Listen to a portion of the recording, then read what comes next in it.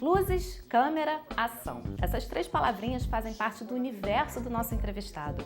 Ele tem grande participação no sucesso do cinema nacional. Estou falando de Bruno Weiner, que é dono da distribuidora de filmes Downtown. Tudo bem, Bruno? Tudo bem. Primeiramente, eu vou querer saber qual é o papel do distribuidor.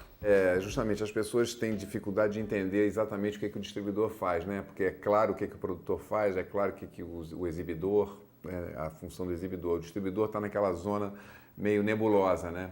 Então, na verdade, o trabalho do distribuidor, ele pode ser simplesmente de receber um filme pronto e cuidar do lançamento dele, até estar envolvido no desenvolvimento do projeto desde o seu início, né? É um pouco o que o distribuidor, a Downtown faz. A gente seleciona as ideias, os projetos que a gente considera adequados aqui para o perfil da Downtown. A gente acompanha o desenvolvimento do projeto, não só na parte artística, roteiro, como também na formação, né, das parcerias que vão viabilizar a realização do filme.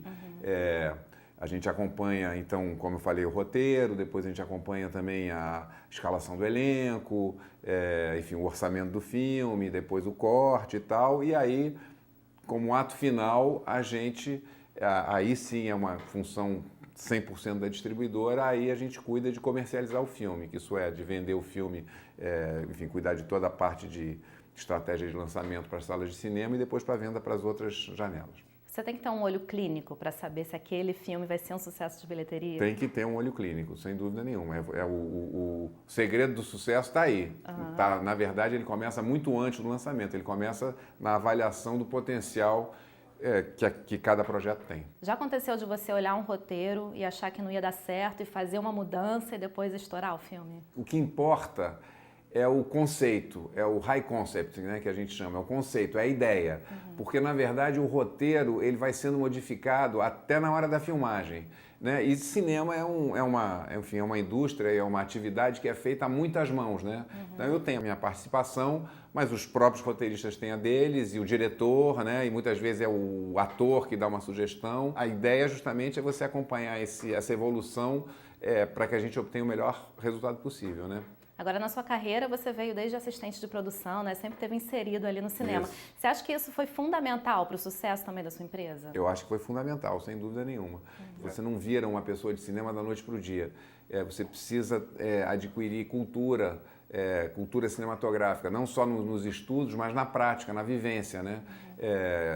Você precisa, eu tenho certeza absoluta que o sucesso que a Downtown atingiu está totalmente ligado ao fato de eu trabalhar com cinema desde a minha adolescência. Agora você conseguiu fugir um pouco, porque seu pai foi um grande jornalista, né?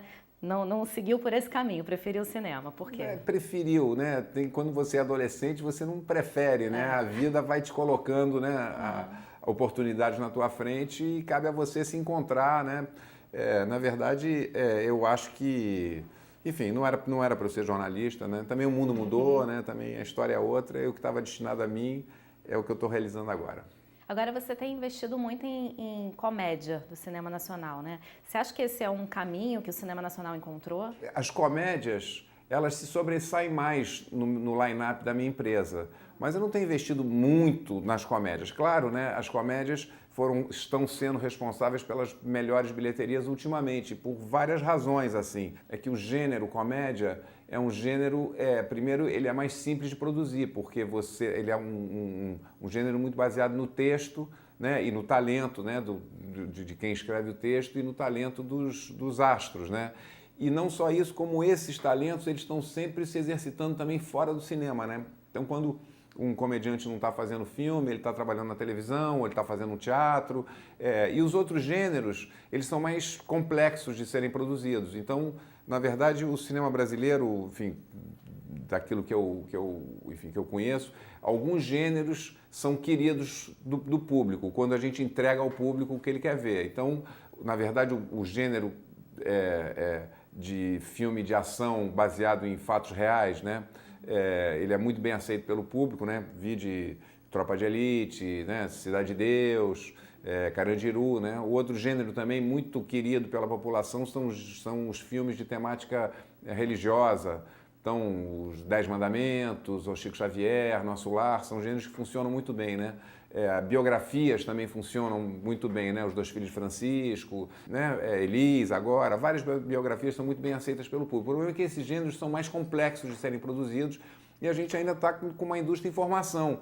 É muito mais difícil você juntar o financiamento para fazer esses filmes, porque filmes de ação, você imagina, né? Tem efeito especial, tiro, ação e tal. Filmes de época, você tem que reconstituir época, tem muito mais gasto. E, por outro lado, também, esses gêneros também só são exercidos no cinema, né?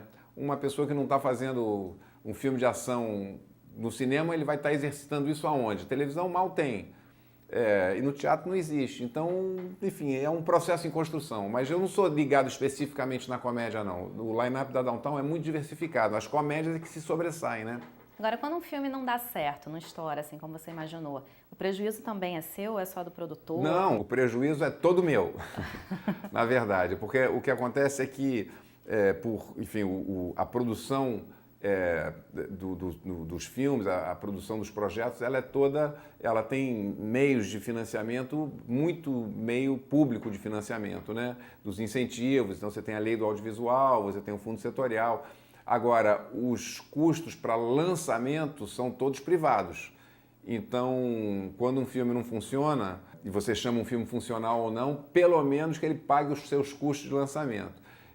Os custos de lançamento ainda são privados e aí quando o filme não dá certo, a gente tem prejuízo. Como é que o produtor chega até você? Você recebe muita coisa? Como é que você escolhe? Esse é um processo dinâmico, né? Na verdade, eu decidi, enfim, em 2008, enfim, eu montei a Downtown em 2006, 2007 eu resolvi fazer da Downtown uma distribuidora 100% dedicada ao cinema brasileiro, e aí acaba que o sucesso chama, né? É o famoso, né? O que vem primeiro, né? O ovo ou a galinha, né? O biscoito e tal, aquela coisa. Na verdade, é uma dinâmica, né? Como a Downtown ela foi criando essa reputação, eu naturalmente sou procurado por quase todos os produtores.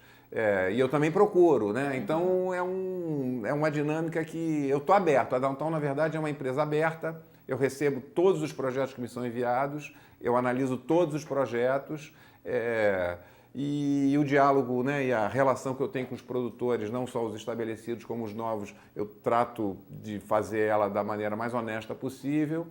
E aí o resultado também vem. E aí essa dinâmica se estabelece e a vida segue. Você começou muito novinho, né, no cinema? Comecei.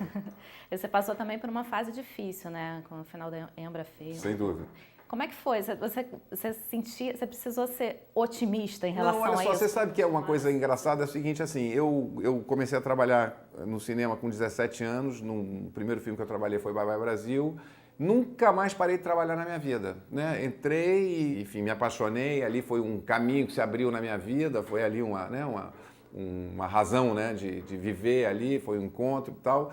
E eu fui evoluindo, comecei de baixo e fui estagiário e varri muito set, servi muito cafezinho, carreguei muita caixa e dali eu fui evoluindo e fui trabalhando ao longo da minha vida. Aí, quando mais adiante eu fui crescendo na profissão, aí virei um bom diretor de produção, um assistente de direção.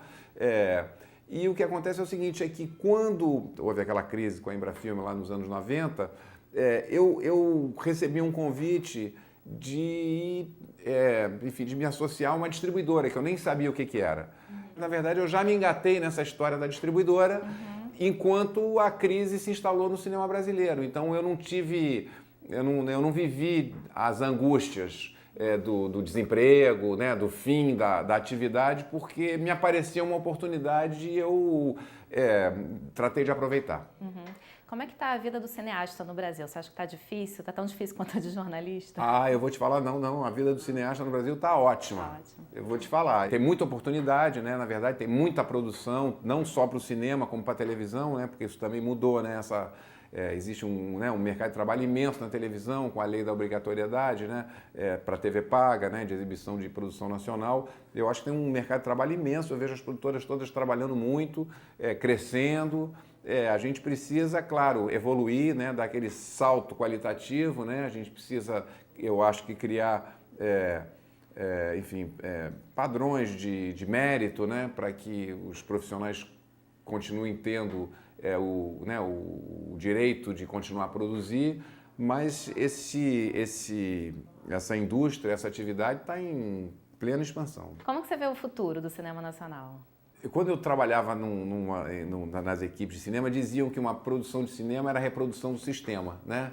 O futuro do cinema nacional está totalmente ligado ao futuro do Brasil.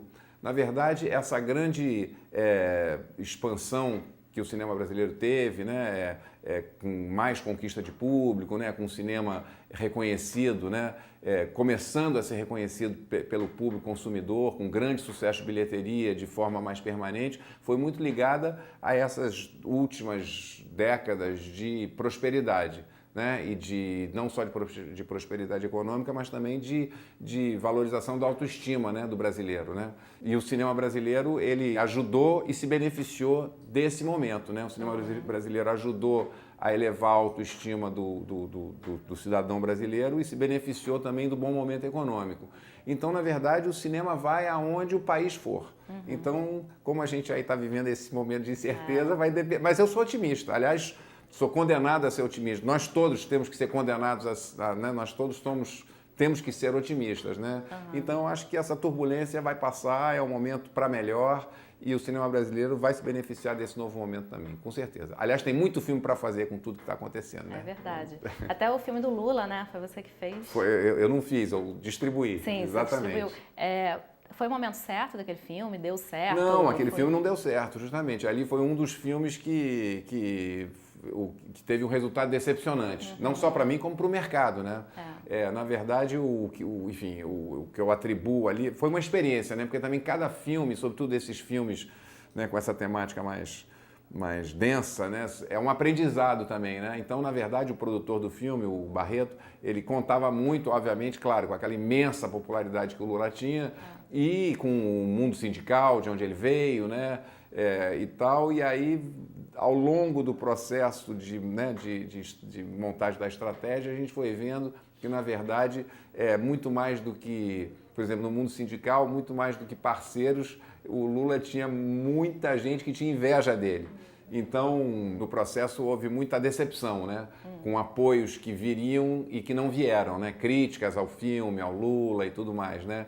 E um momento também muito conturbado, né? Ali houve um erro de estratégia, o filme foi mostrado muito cedo e aí, entre a primeira exibição e o lançamento, houve um período de 2 meses onde o filme foi, nossa senhora, foi totalmente estraçalhado, né, pela mídia e tudo mais, papapá. Então, quando o filme finalmente estreou, o público já estava exausto, parecia que o filme já tinha sido lançado. Acontece, a gente é assim, a gente erra e a gente aprende com os erros também. Esse te decepcionou? Tem algum que tenha te surpreendido pelo vários, resultado? Né?